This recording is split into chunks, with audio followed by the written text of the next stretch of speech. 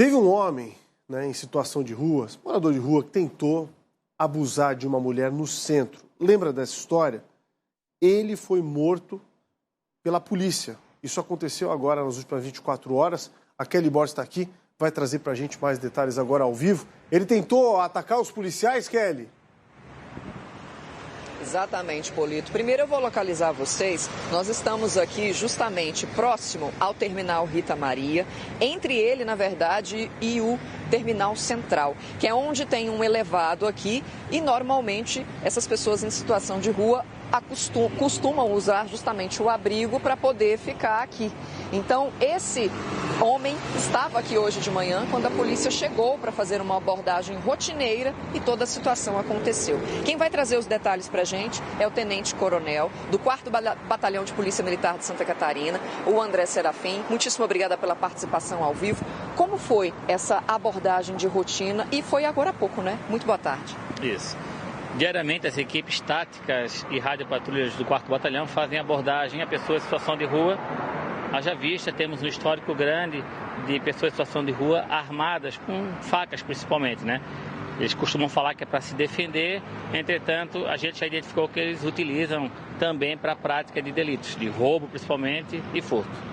E aí, hoje de manhã, quando a polícia chegou aqui para poder fazer essa abordagem, ele já tinha sido identificado como o suspeito de tentar estuprar e também de tentar roubar uma mulher. E vale a gente recapitular essa história, isso aconteceu no último sábado. Ela ia por volta das 7 horas da manhã trabalhar, ela estava ali no centro da cidade, entre a Vidal Ramos, no cruzamento com a Trajano, quando ela foi agredida por esse homem, né, porque ela foi agarrada por trás, ele tocou essa mulher e tentou achar o celular dela, ela acabou conseguindo se desencilhar e correu. Ela chegou a pedir ajuda de 2 pessoas que passavam ali naquele momento, eles tentaram localizar esse homem que teria agredido ela, mas eles não conseguiram porque esse suspeito, ele acabou usando a escadaria do Rosário e fugiu. Só que vocês, dias depois, conseguiram identificar ele como sendo o suspeito de cometer esse crime.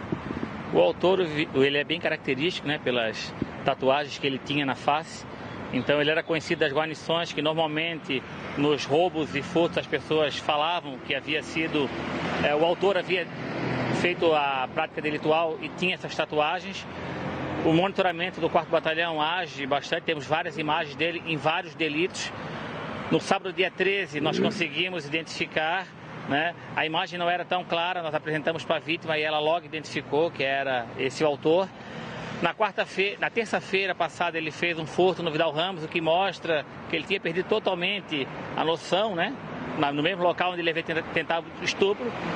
As guarnições estavam, só que já tinha passado o flagrante, então nós trabalhávamos com relatório técnico operacional, que é um documento produzido por um oficial do 4º Batalhão, Tenente Pietro, com todo o histórico desse indivíduo, demonstrando a gravidade dele para a sociedade, de forma que a gente conseguisse um mandado de prisão para ele.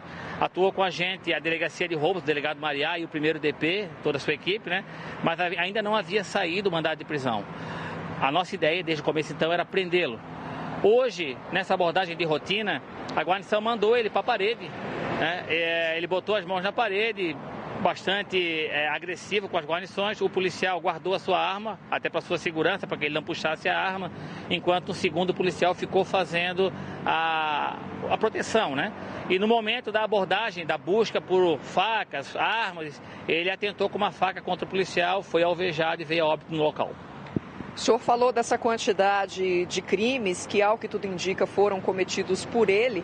Vocês conseguiram levantar isso? Foram 20 passagens policiais de crimes que vocês tiveram conhecimento e a denúncia dessas pessoas que foram vítimas justamente por causa dessa característica que ele tinha tatuagens no rosto. Quem era esse homem? Que mais de informações? Ele era daqui da capital? Tinha 27 anos, é natural da Bahia, já tinha passagem também na Bahia, né?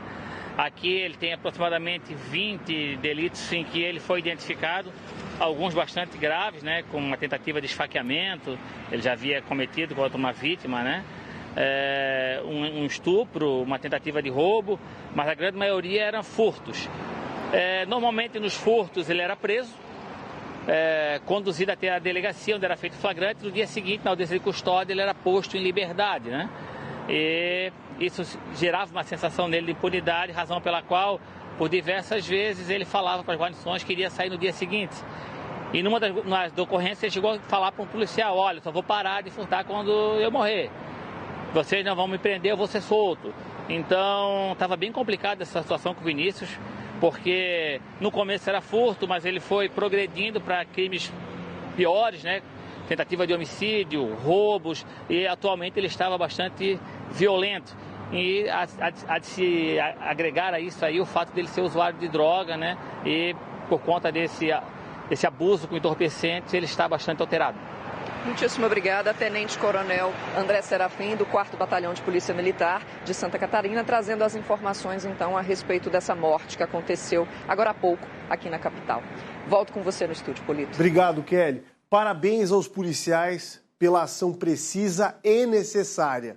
Protegeram as próprias vidas. Veja, se um cara como esse, com 20 passagens pela polícia, só para registrar mais uma vez, faz o que faz contra a autoridade policial, sem medo, sem receio, sem nada a perder, imagine o cidadão comum.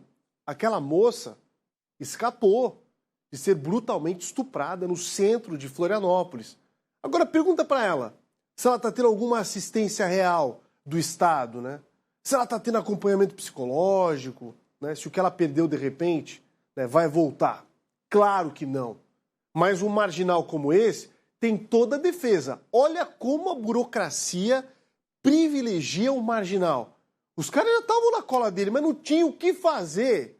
Com a ajuda da delegacia da Polícia Civil, os policiais militares com uma sequência de anotações e informações, e a lei protegendo o cara que seguia em liberdade, mesmo com 20 passagens pela polícia, e dizendo, olha, eu só vou sair daqui morto.